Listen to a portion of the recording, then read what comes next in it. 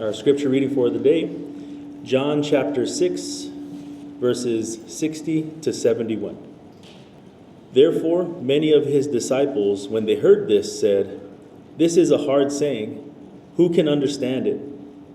When Jesus knew in himself that his disciples complained about this, he said to them, "Does this offend you? What then if you should see the Son of Man ascend where he was before? It is the Spirit who gives life. The flesh profits nothing. The words that I speak to you are spirit, and they are life. But there are some of you who do not believe." For Jesus knew from the beginning who they were who did not believe, and who would betray him. And he said, "Therefore I have said to you that no one can come to me unless it has been granted to him by my Father." From that time many of his disciples went back and walked with him no more. Then Jesus said to the 12, "Do you also want to go away?" But Simon Peter answered him, "Lord, to whom shall we go? You have the words of eternal life. Also, we have come to believe and know that you are the Christ, the Son of the living God." Jesus answered them, "Did I not choose you, the 12, and one of you is a devil?" He spoke of Judas Iscariot, the son of Simon, for it was he who would betray him, being one of the 12. Good morning, everyone. Congratulations, because again we made it. We spend time with God now in worship. Okay, thank God that the Lord is blessing our church, our ministry here in our home church and also in the barracks. The Lord is doing great in our church, and little by little, the Lord will do something for our church. This morning, I would like to start with the study of in the book of John chapter 6, the verses that we read. But before that, I would like everyone to please join with me in prayer. Father God, this morning we praise you. We give thanks because you have given us the time to worship you. Thank you, Lord, that you brought us in our church to praise you, to pray, and to study your word. Father, we come to you with a humble heart. We acknowledge our trespasses, our mistakes, and we ask your forgiveness. Make us holy today as we study your word. Lord, I pray that you would help me as I preach your holy word to your holy people. They deserve to be blessed, O God. Use me and guide me. Put your words in my mouth, and may your name be glorified in the midst of us. Thank you, Father God. This we pray in Christ's name. Amen and amen. The title of our message this morning is, "Will you stay or walk away?"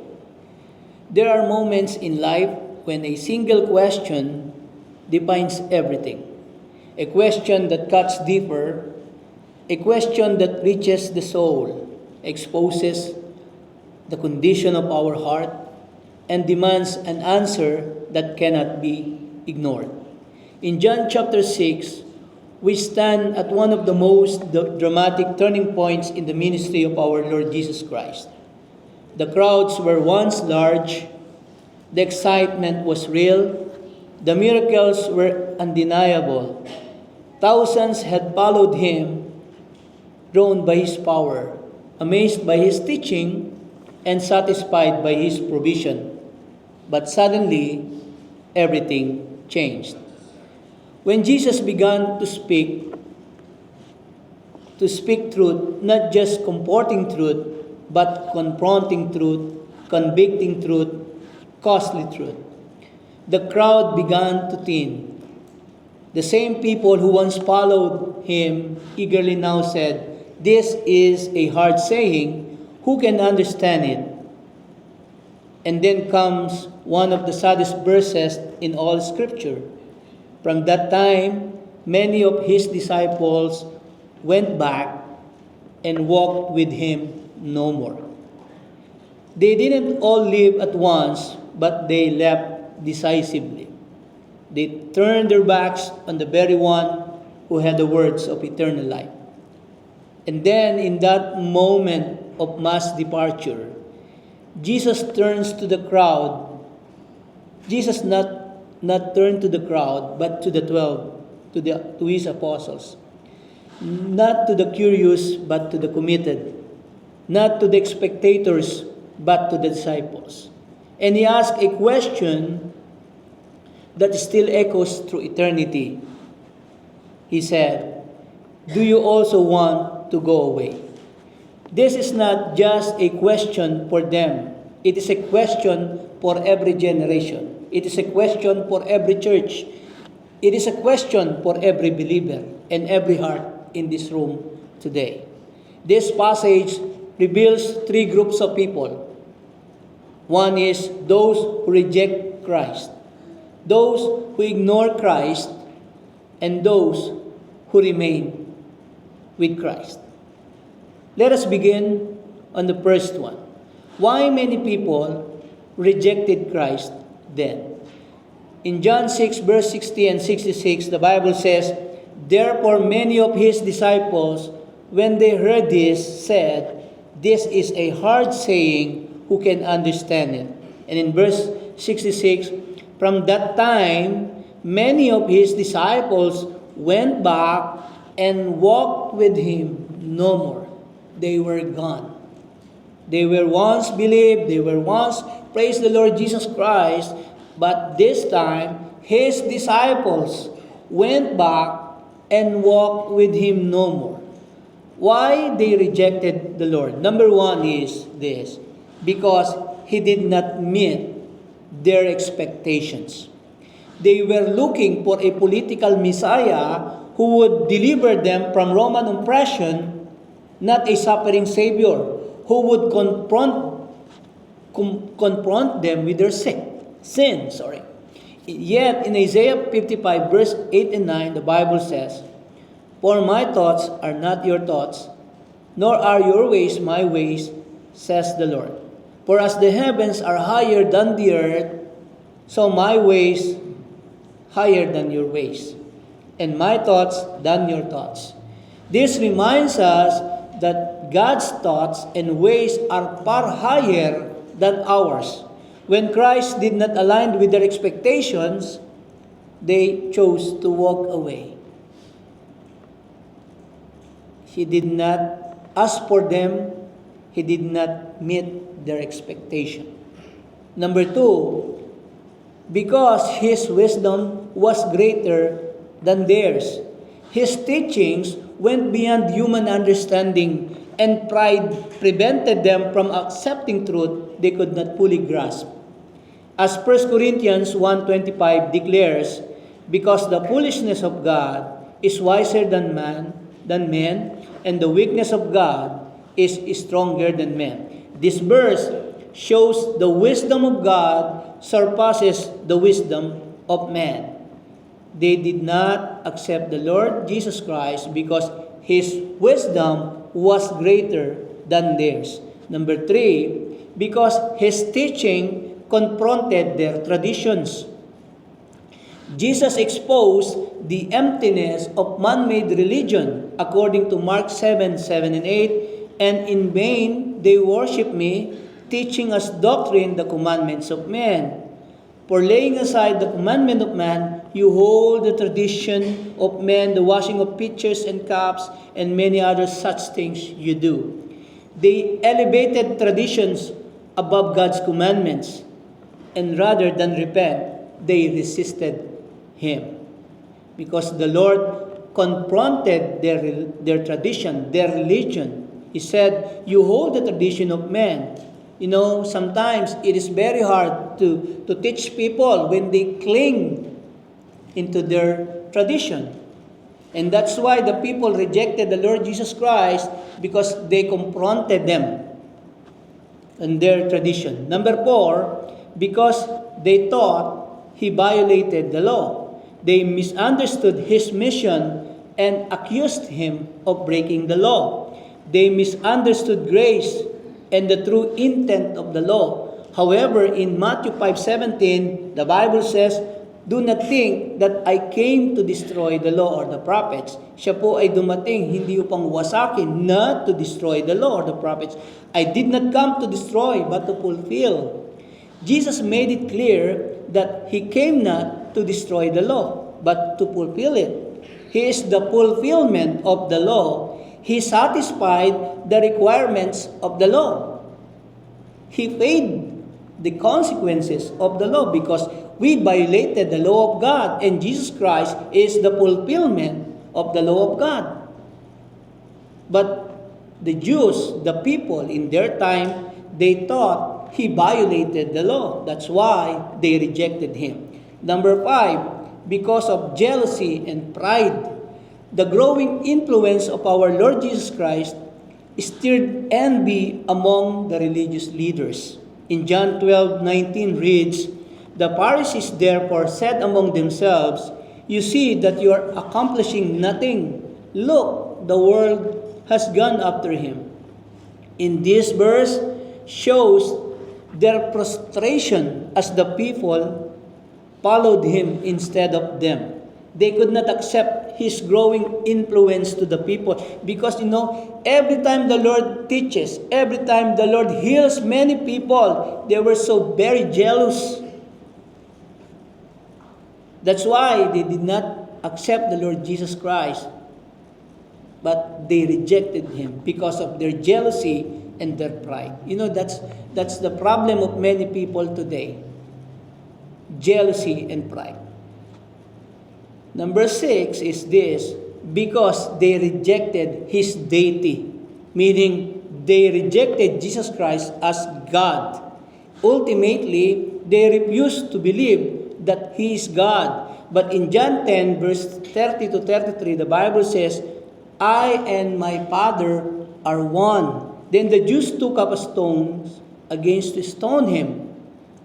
Jesus answered them, "Many good works I have shown you from my Father.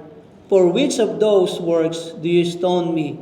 The Jews answered Him, saying, "For a good work we do not stone. We do not stone you, but for blasphemy. And because you, being a man, make yourself God." That's their accusation sa ating Panginoon. They accused Him that the Lord, He said in the last sentence of verse 33, "You being a man, make yourself God." When Jesus declared His unity with the Father, they accused Him of blasphemy and sought to stone Him. He replied in verse 34, Jesus answered them, "Is it not written in your law, I said you are gods?" If He called them gods, to whom the word of God came, and the scripture cannot be broken, do you say of Him whom the Father sanctified and sent into the world, "You are blaspheming, because I said, I am the Son of God"? If I do not do the works of my Father, do not believe me. But if I do, though you do not believe me, believe the works, that you may know and believe that the Father is in me, and I in Him. And in verse 39, the Bible says, "Therefore they sought again to seize Him, but He escaped out of their hand." In contrast to their belief, in contrast to the belief of the Jews, the Bible says, take note of this, Titus chapter 2 verse 13. I did not include it in my presentation. But the Bible says, in contrast to their belief, Titus chapter 2 verse 13. The Bible says here, "Looking for the blessed hope and glorious appearing of our great God and Savior, Jesus Christ." In this verse shows that Jesus Christ is God and Savior.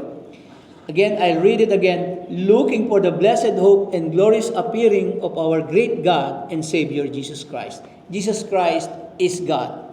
In Colossians 2:9 and 10, "For in Him dwells all the fullness of the Godhead bodily, and you are complete in Him, who is the head of all principality and power." Again, in John 20, verse 28, the Bible says, "And Thomas answered and said to Him, My Lord and my God."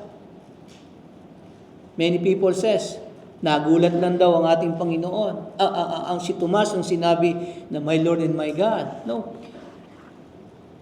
This verse shows the expression of faith of Thomas. He said, "My Lord and my God." This verse shows that the Lord Jesus Christ is God. We should know these verses. This supports our belief that Jesus Christ is God. Jesus Christ is co-equal with the Father. He is not a small God like Jehovah's Witness said. He is a small God. No. Jesus Christ is God and He is co-equal with the Father. Though they have different offices, but they are the same God. In a Godhead, on a triune God believe. They do not accept the Lord Jesus Christ. They rejected Him. The Jews rejected Him until now. They don't believe in the Lord Jesus Christ. That's the sad thing. But we as Christians, we believe that Jesus Christ is Lord. Jesus Christ is God. Jesus Christ is our Savior. Woe to the Israelites until now. Woe to them. Because they don't believe in the Lord Jesus Christ. That's why, look what was happening in the Middle East, in Israel. Why? Because they rejected Christ. They rejected the Lord Jesus Christ. But time will come that the Lord will open their minds, will open their hearts. Second is, why people still reject Christ today? That's my second question. Why people still reject Christ today? Many people pretending that they believe in the Lord Jesus Christ, but in their hearts, they rejected Him. Why people still reject Christ today? Number one is because they do not want their sin exposed. Many people do not come to the Lord Jesus Christ because they do not want their sin exposed. In John 3:19 to 20, the Bible says, "And this is the condemnation, that the light has come into the world, and men love darkness rather than light, because their deeds were evil. For everyone practicing evil hates the light, and does not come to the light, lest his deeds should be exposed." This teaches that people love darkness rather than light, because their deeds are evil. Christ exposes sin, and many reject Him rather than repent. When you come to Christ, you can see clearly yourself before God. You can see that you are a sinner that needs salvation, that needs grace of God, because we need Him. People rejected Christ today because they do not want their sin exposed. Number two, because they think following Christ is a waste. Is a waste of time. Going to church is a waste of time. They think of that. That's why they work. They ignore the Lord Jesus Christ because they think following Christ is a waste. Many pursue worldly successes, believing it brings fulfillment. Yet in Mark chapter 8, verse 36, the Bible says, "For what will it profit a man if he gains the whole world and loses his own soul?" If you are the richest man ever lived, kung mapapahamak naman ang iyong kaluluwa, it's nothing.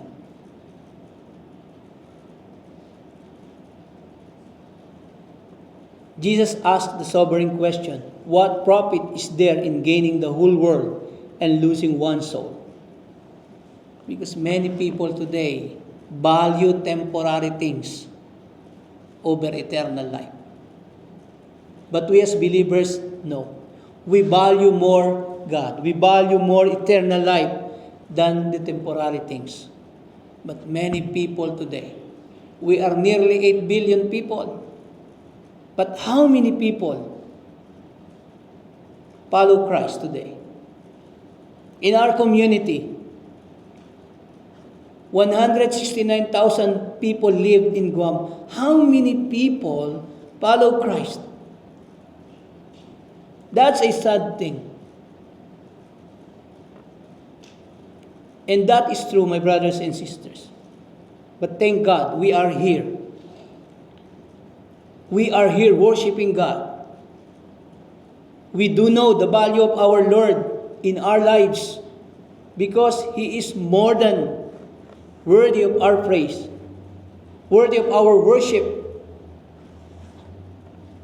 Number 3 is the reason why the people today rejected Christ is this. Number 3, because they are consumed with the world. In 1 John 2, verse 15 and 16, John said, "Do not love the world or the things that in the world. If anyone loves the world, the love of the Father is not in him." You see, it is very clear, my brothers and sisters.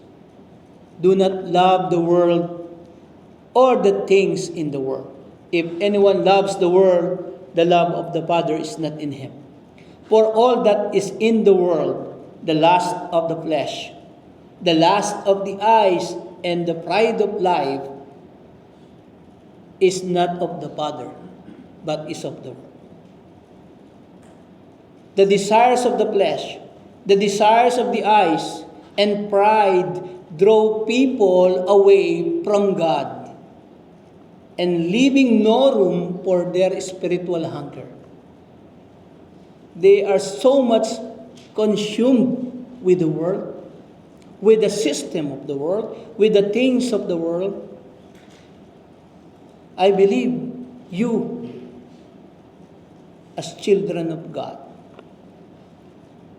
we value more God than the things of the world.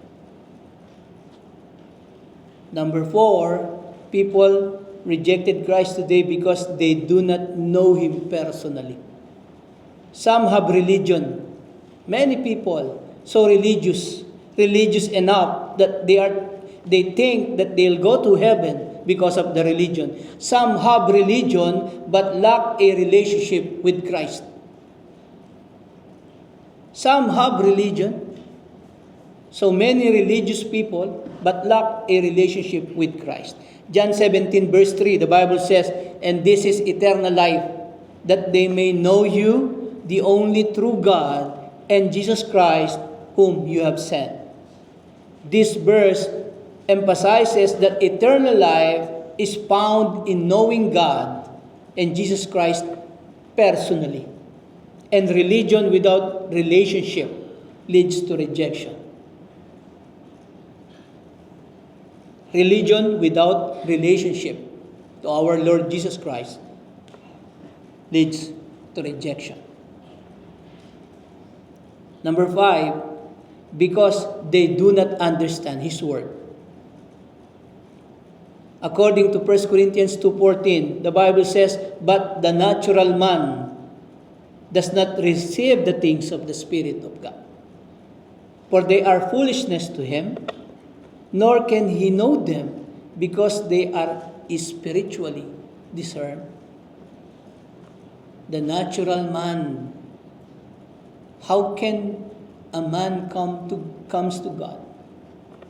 He cannot. He is not able to come to God. Why? Because he is spiritually dead. That's why they need the gospel of our Lord Jesus Christ. That's why we need to proclaim, to preach, to teach the gospel of the Lord Jesus Christ. Because they do not understand His Word. You know the difference why me understand the Word of God? Because the Spirit of God dwells in us. But those who do not believe the Lord Jesus Christ, they do not have the Spirit of God. That's why they do not understand the Word of God. They need the gospel.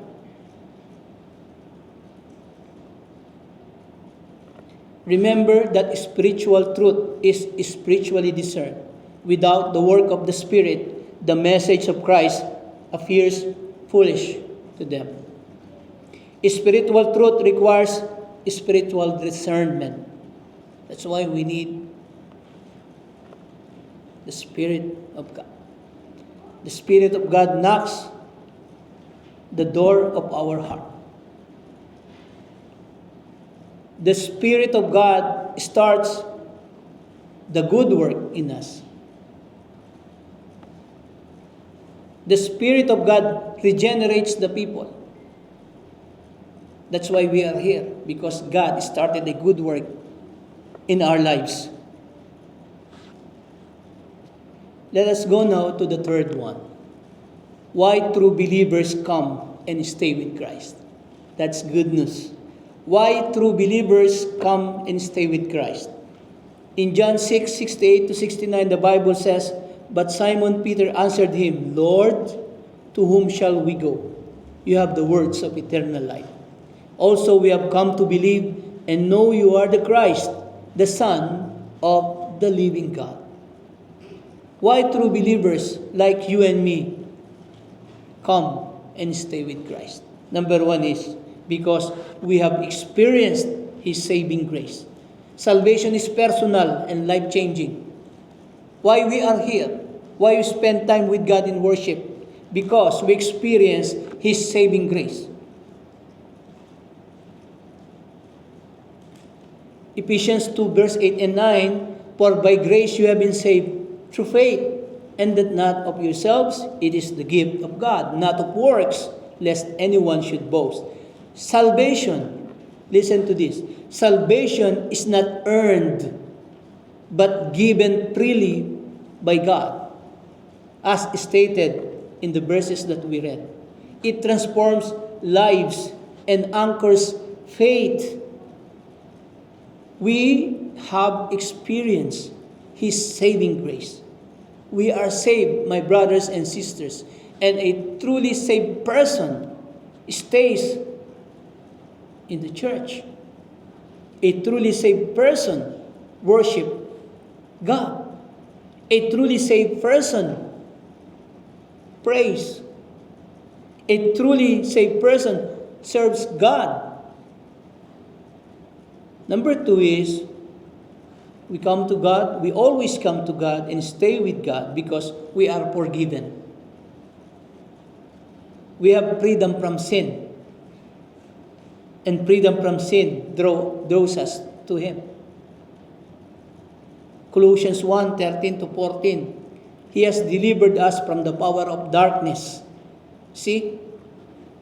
The Lord Jesus Christ delivered us from the power of darkness and conveyed us into the kingdom of the Son of His love, in whom we have redemption through His blood, the forgiveness of sins.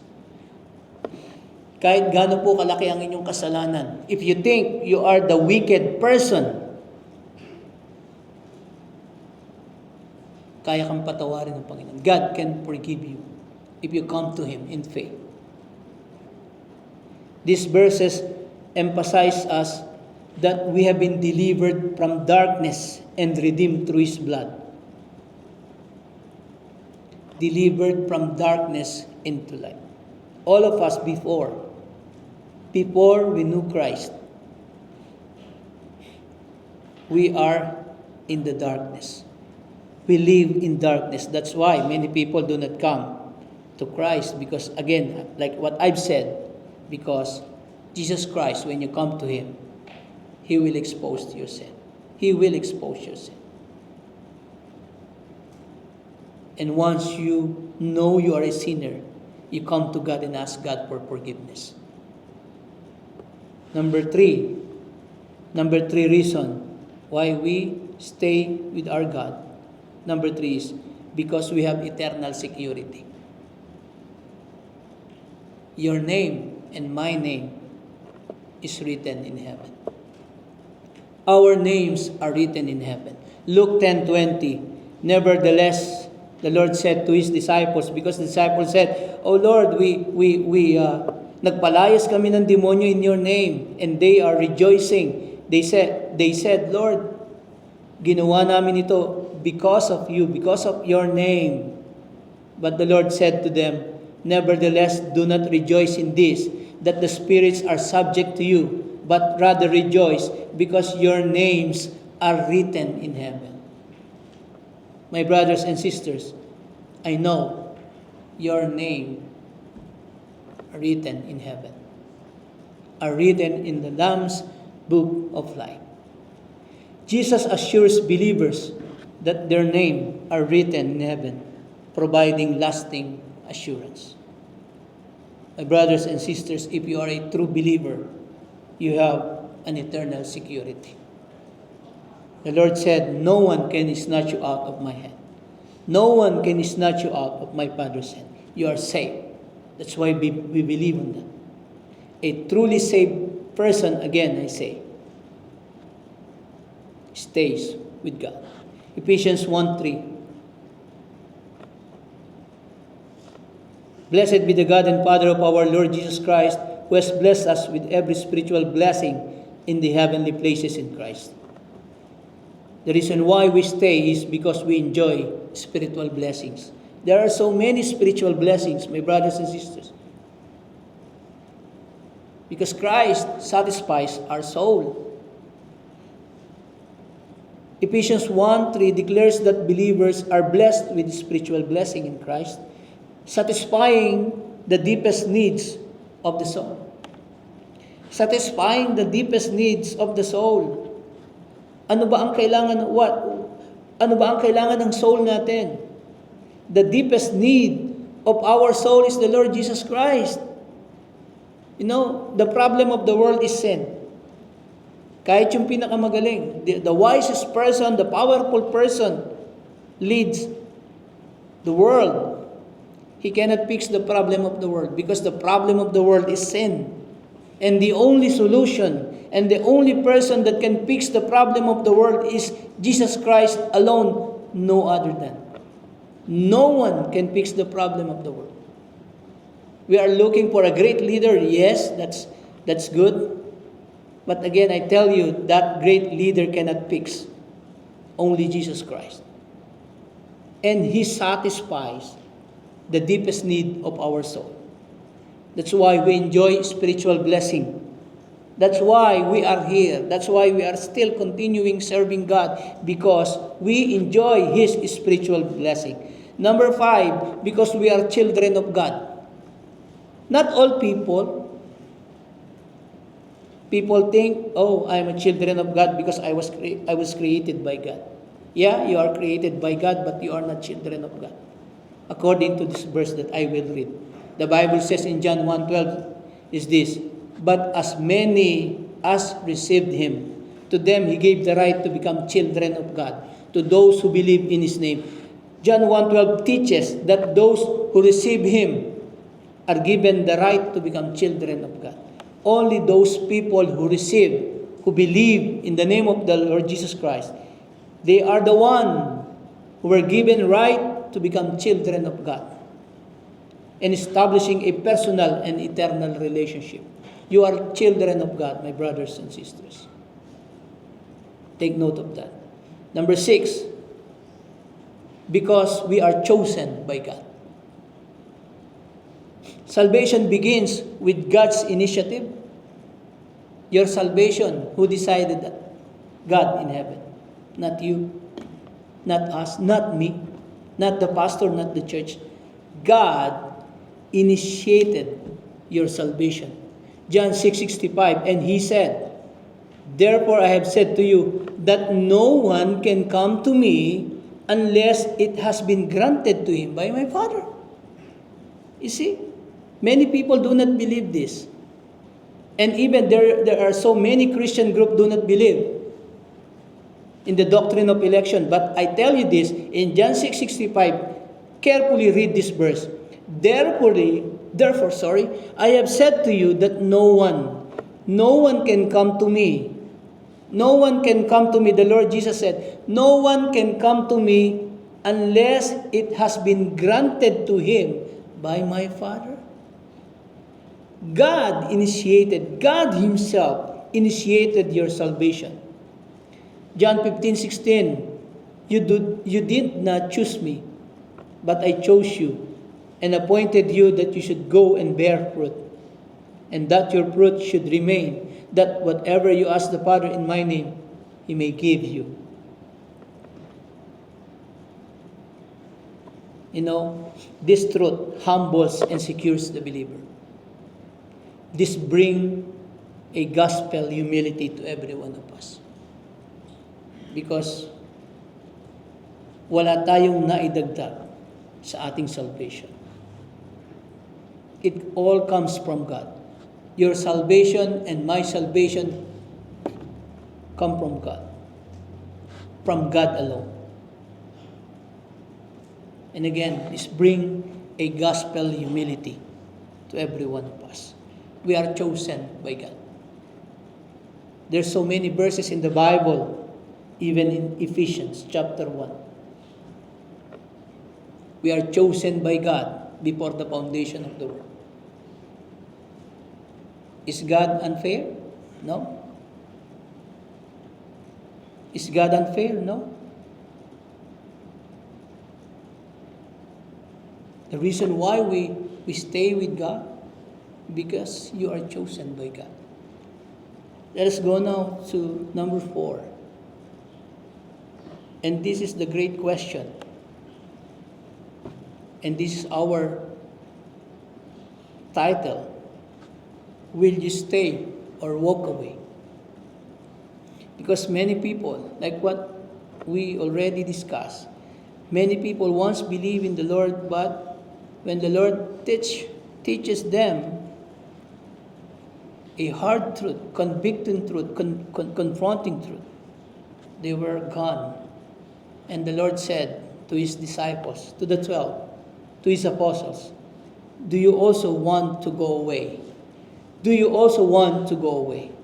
In John chapter 6, the ministry of Jesus reaches a moment of deep testing. The crowds that once followed Him eagerly begin to disappear.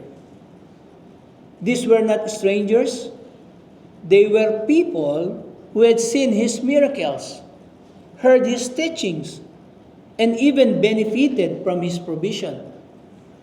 Yet, when His words became difficult and His message demanded true surrender, many turned back and walked with Him no more.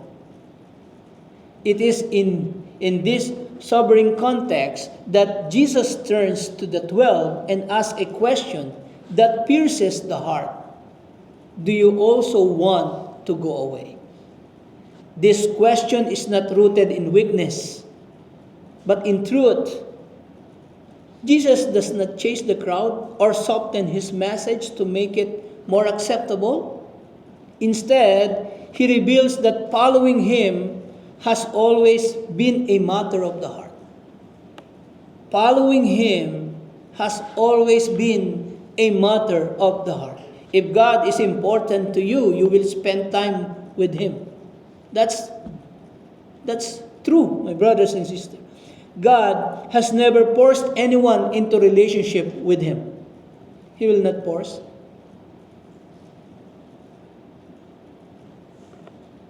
It is a matter of the heart.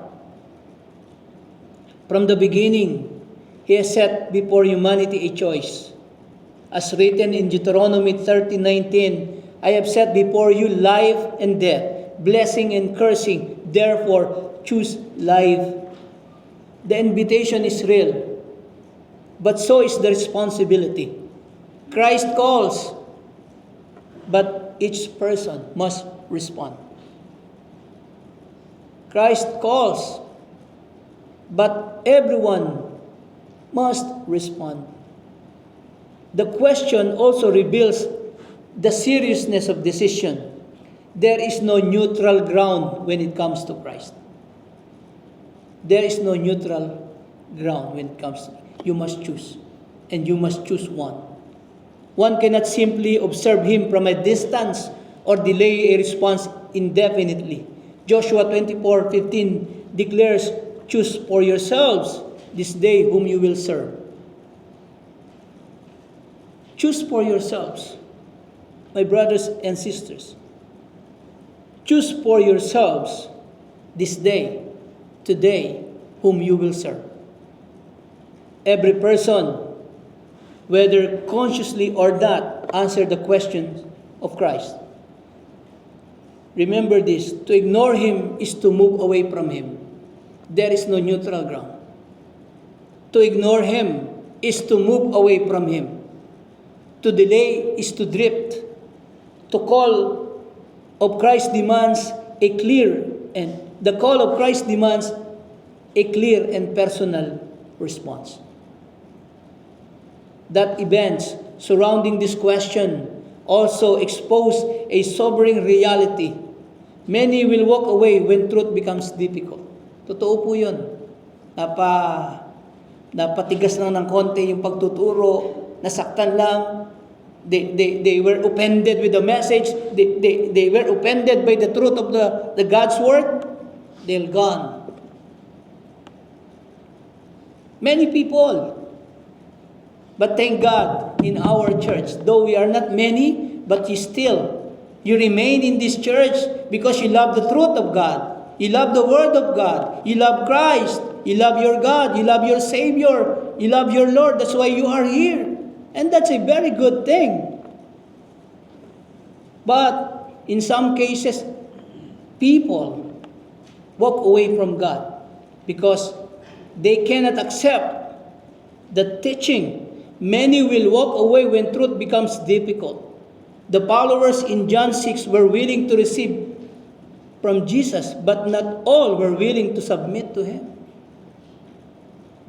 Willing to receive blessing, but not willing to submit their lives to the Lord Jesus Christ.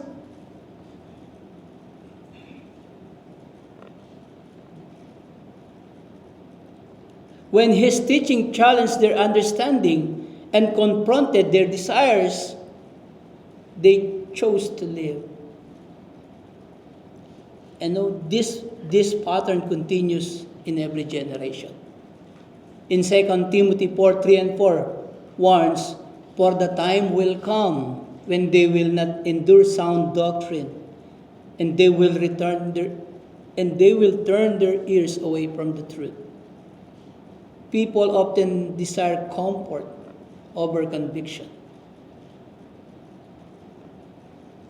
People often desire comfort over conviction, blessings over obedience, and acceptance over truth.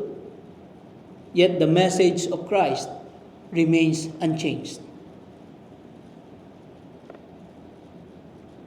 His teaching still remains,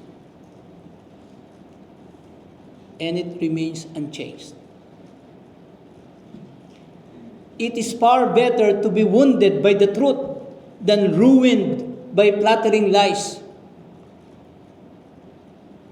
Far better to be wounded by the truth of God when you were offended, for example, you were hurt because of the teachings of the Word of God. It is far better to be wounded by the truth than ruined by flattering lies. No, people wants to hear comfort. Flattering lies. Oh, you're good, you're good, you're good. They do not want to be disciplined.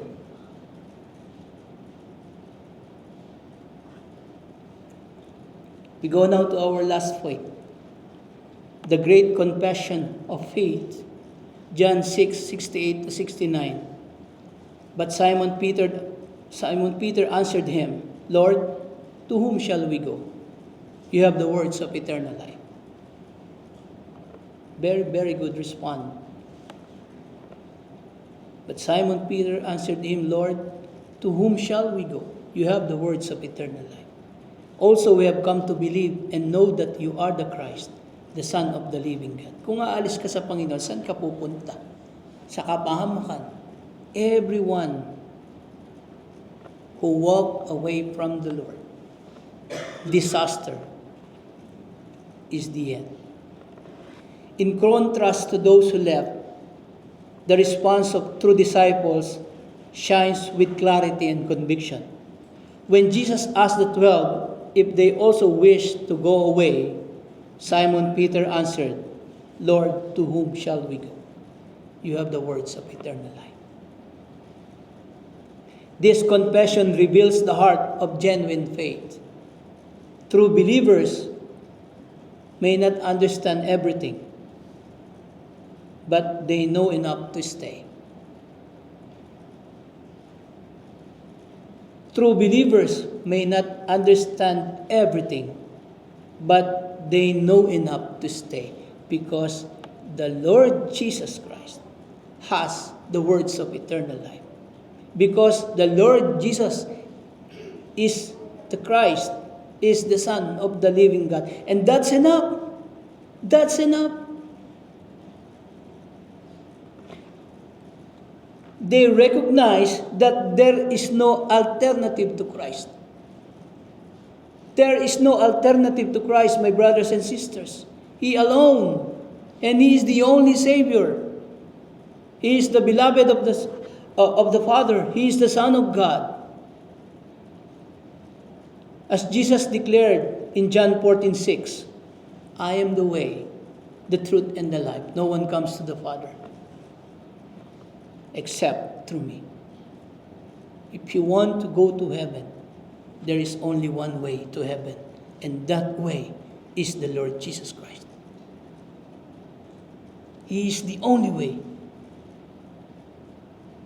There is no other Savior, no other path, no other source of eternal life but the Lord Jesus Christ. The weight of this question is eternal. To walk away from Christ is not merely to change direction. It is to reject the only source of salvation. Hebrews 2:3. How shall we escape if we neglect so great salvation? To turn from Him is to turn from life itself. To turn from Him is to turn from life itself. But to remain with Him is to receive grace, is to receive forgiveness, and is to receive eternal hope.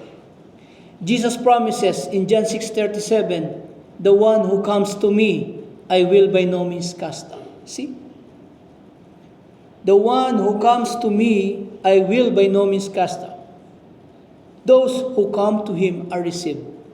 Those who remain in Him are kept. Those who come to Him are received. Those who remain in Him are kept by God. I will by no means cast out, the Lord Jesus Christ said. And even today, the question of Christ still stands. It echoes beyond the shores of Galilee into every heart and every generation. Do you also want to go away? When faith is tested, when truth confronts sin, when following Christ becomes costly, what will be your answer? The call of Scripture is clear. In Hebrews 10:39 declares, but we are not of those who draw back to perdition, but of those who believe to the saving of the soul. True faith does not turn back. True faith does not turn back. It presses forward. It does not abandon Christ. It clings to Him. And Acts 4:12 says, nor is there salvation in any other, for there is no other name under heaven given among men by which we must be saved.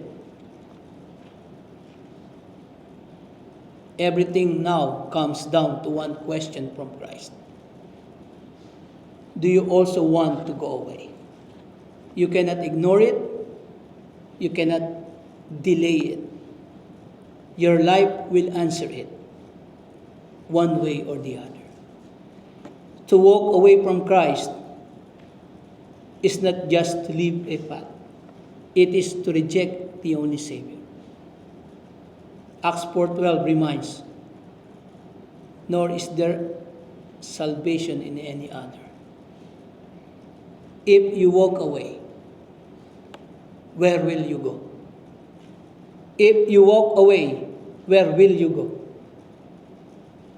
The world cannot save you.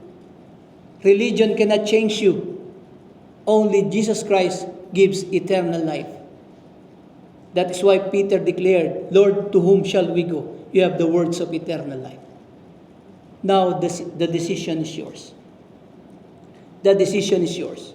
Will you stay or will you walk away? If you have never truly come to Christ, come today. The one who comes to me, I will by no means cast out. If you are saved but struggling, don't turn back. Hebrews 10:39 reminds us we are not of those who draw back. Right now, if God is speaking to your heart, you need salvation? Do you need salvation? Come. Do you need to return? Come again. Do you need to strength? Do you need strength to stay? Come. And don't wait. Don't walk away. Come and make this confession. Lord, to whom shall I go? You have the words of eternal life. I will stay. I will stay in the Lord. Let us pray. Father God, this morning we give thanks for your word. Thank you, Lord, because first of all, you saved us. You have given us eternal life. And we have the seal from you. Your Holy Spirit lives in us. Thank you, Lord, that our salvation is secured. Thank you, Lord, that we are chosen. Thank you, Lord, that we are your children. And thank you, Lord, for so many spiritual blessings that we enjoy in this life. We praise you, O God. We give thanks because you are so good to us. We will not walk away from you. We will stay, Lord. We will stay serving you because we love you. That is our response to your loving kindness, to your grace, and to your mercy that you bestow in everyone, to every one of us. Thank you, Lord, for your word. We bring back all glory and honor. We worship you, O God, in Christ's name. Amen.